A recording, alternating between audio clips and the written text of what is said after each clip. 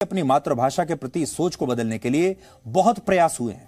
पूर्व प्रधानमंत्री अटल बिहारी वाजपेयी भारत के पहले ऐसे बड़े नेता थे जिन्होंने वर्ष 1977 में संयुक्त राष्ट्र की महासभा को हिंदी में संबोधित किया था।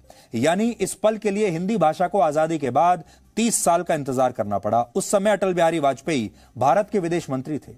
इसके अलावा भारत के मौजूदा प्रधानमंत्री नरेंद्र मोदी भी हमेशा संयुक्त राष्ट्र में या फिर किसी भी बड़े मंच से हिंदी में भाषण देते हैं। आज हम आपको इन भाषणों के कुछ महत्वपूर्ण अंश सुनाना चाहते हैं और आपको बताना चाहते हैं कि नरेंद्र मोदी अगर दुनिया के बड़े से बड़े मंच पर जाकर हिंदी में भाषण देते हैं तो उन्हें बड़ा नेता बनने से कोई रोक नहीं सकता। इसके बावजूद वो दुनिया के बड़े नेताओं में उनकी गिनती होती है, बावजूद इसके कि वो हमेशा हिंदी में बात करते हैं। मैं भारतीय जनता की ओर से राष्ट्र संघ के लिए शुभकामनाओं का संदेश लाया हूं। महासभा के 32वें अधिवेशन के अवसर पर मैं राष्ट्र संघ में भारत की दृढ़ आस्था को पुनः व्यक्त करना चाहता हूं। अध्यक्ष महोदय, वसुधैव कुटुंबकम की परिकल्पना बहुत पुरानी है।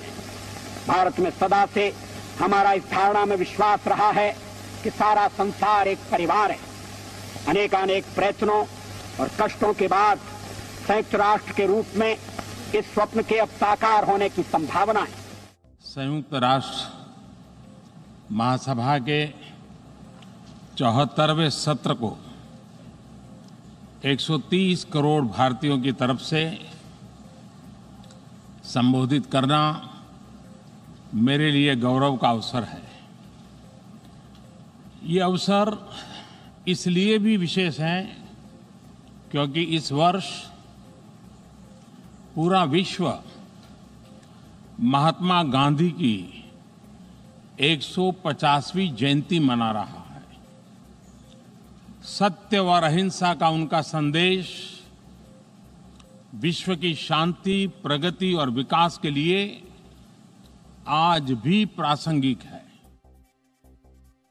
तो दुनिया के सबसे बड़े मंच पर खड़े होकर जब हमारे देश का कोई नेता अपनी मातृभाषा में बात करता है, अपने देश की तारीफ करता है, अपने देश के लोगों की तारीफ करता है और कहता है कि मुझे अपने देश से प्यार है, तो दुनिया ताली बजाती है, दुनिया हमारा सम्मान करती है और दुनिया इसे अच्छे नजरिए से देखती है।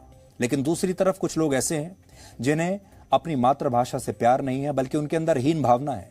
वो बड़े से बड़े मंच पर जाएंगे तो अंग्रेजी बोलने की कोशिश करते हैं और अपने आप को सेकुलर दिखाने के लिए कई बार अपने ही देश की और अपने ही लोगों की आलोचना शुरू कर देते हैं, ये सोचकर कि अगर वो ऐसा करेंगे तो वो बड़े नेता कहलाएंगे या वो बहुत सेकुलर कहलाएंगे या बहुत समझदार लोग उन्हें समझेंगे या बहुत पढ़ा लिखा लोग उनको मान लेंगे।